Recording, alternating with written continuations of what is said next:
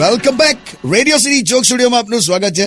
કિશોર કાકા, તમે જોયું આ હડતાલોના પ્રકાર કેટલા અલગ અલગ થાય છે?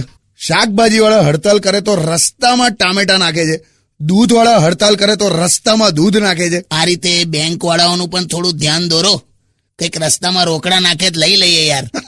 પણ આપણું પણ ખરું છે યાર, આપણે સેલરી 2018 વાળી જોઈએ છે અને શાકભાજી, લોટ, દૂધ, પેટ્રોલ આ બધું 1972 વાળો ભાવ જોઈએ.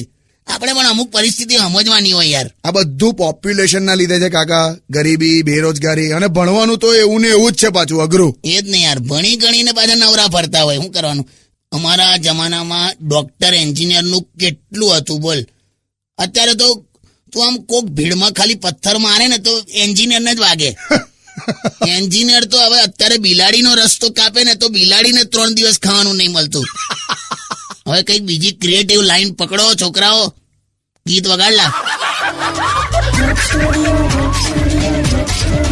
Only on